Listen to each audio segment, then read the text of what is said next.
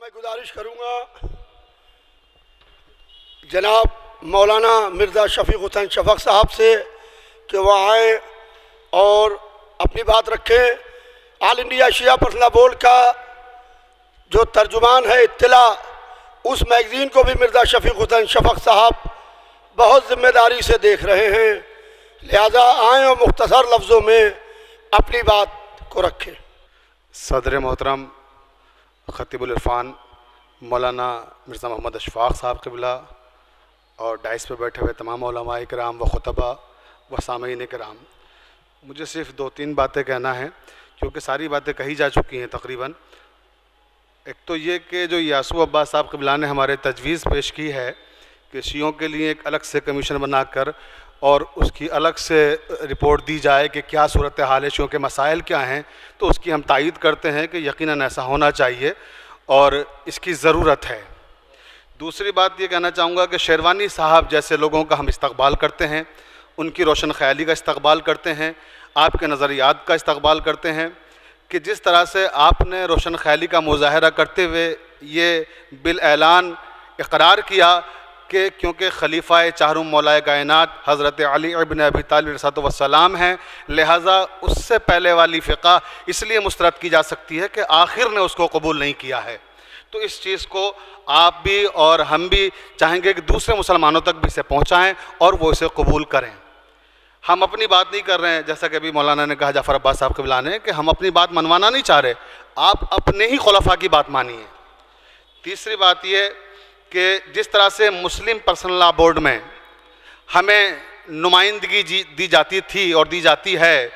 کوئی ایک نمائندہ ہمارا ہوتا ہے یا 2 نمائندے ہوتے ہیں، اکثریت ان کی ہوتی ہے،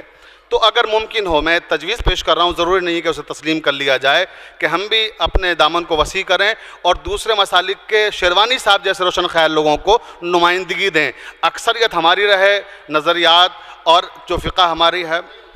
کوئی بات نہیں، میں نظریہ پیش کر رہا ہوں، کوئی بات نہیں، ٹھیک ہے، کوئی بات نہیں۔ اچھا، تیسری چیز یہ ہے کہ 3 طلاقوں کے تعلق سے جو نظریہ ابھی مستقل سامنے آ رہا ہے دوسرے مسالک کے حوالے سے، وہ شیعہ مسلک کا نظریہ روز اول سے ایک ہی رہا ہے اور آج بھی وہی ہے کہ طلاق ہمارے ہاں، جیسا کہ جعفر عباس صاحب قبلہ نے بیان کیا، مولانا یاسو عباس صاحب نے بیان کیا اور دیگر علماء نے، کہ آسان نہیں ہے۔ دوسرے لوگوں کے ہاں یہ چیزیں آسانیاں ہیں اور اس کی وجہ سے وہ ذلتیں بھی اٹھا رہے ہیں۔ اگر وہ اہل بیت علیہ السلام کے مسلک کو اختیار کریں، نظریے کو قبول کریں، تو وہ دنیا میں ذلیل ہونے سے بچ سکتے ہیں۔ تیسری چیز یہ ہے مجھے جو عرض کرنا ہے کہ ابھی مولانا زاہد احمد صاحب قبلہ نے جو بات کہی دہلی کے تعلق سے اور اخبارات کے تعلق سے، کہ یقیناً جن لوگوں کو معلوم نہیں ہے کہ آفاق کا کیا نظریہ تھا، کیا اس کا کاروبار تھا، تو یقیناً جن لوگوں کو نہیں معلوم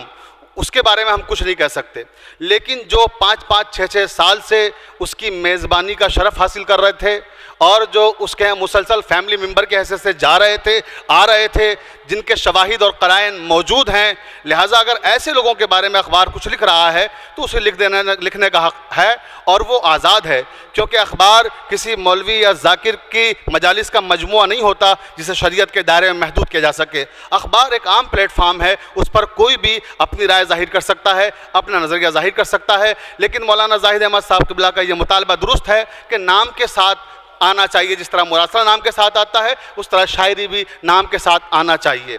تیسری چیز یہ ہے کہ جو اطلاع کے حوالے سے مجھے عرض کرنا ہے، بس آخری بات، کہ جو سماحی اطلاع شیعہ پرسنل لا بورڈ کا ایک اہم شعبہ ہے، شعبہ تحریر سے تعلق رکھتا ہے رسالہ۔ خطیب اکبر مولانا مرزا محمد اطہر صاحب قبلہ کی خواہش تھی، ان کی خواہش یہ تھی کہ شیعہ عقائد اور نظریات کی ترجمانی کے لیے ہمارے پاس کوئی ایسا رسالہ، کوئی ایسی میگزین ہونا چاہیے کہ جو عزاداری کے تعلق سے، جو ولایت کے تعلق سے اعتراضات ہوتے رہتے ہیں، ان کے جوابات دیے جا سکیں اور ہم اپنی آئیڈیالوجی، اپنے نظریات کو دوسرے لوگوں تک پہنچا سکیں۔ تو اطلاع اسی کا ایک حصہ ہے، اس کا پہلا نمبر خطیب اکبر نمبر آیا، دوسرا شمارہ مقالات خطیب اکبر نمبر آج آپ کے درمیان آنا تھا، لیکن بقرعید کی چھٹی کی وجہ سے وہ آج آپ تک نہیں پہنچ سکا، انشاءاللہ کل تک وہ مارکیٹ میں آ جائے گا۔ اور آنے والے شمارے کے لیے میں آپ سے درخواست کروں گا جو یہاں موجود ہیں افراد کہ 40 نمبر ہمارا ہوگا اطلاع کا، اس کے عزاداری کے تعلق سے آپ مضامین ہمیں دیں۔ انشاءاللہ تعالی ہم مسلک کے پابند ضرور ہیں اور نظریے کے پابند ضرور ہیں، کیونکہ شیعہ پسند لا بورڈ ہے، مگر شیعوں میں جو مختلف نظریات ہے، جو آئیڈیالوجی ہے، ہم ان سب کا احترام کرتے ہیں۔ سب لکھنے والوں کے لیے ہمارے دروازے کھلے ہوئے ہیں کہ سب دیں اپنے مضامین، سب اپنے منظومات دیں رسالے کے لیے، لیکن شرط یہی ہے کہ وہ اہل بیت علیہم السلام سے اس طرح کے نظریات ہونے چاہیے کہ جو ان کی تعلیمات سے منحرف نہ ہوں اور ان کے خلاف نہ ہو۔ شکریہ بہت۔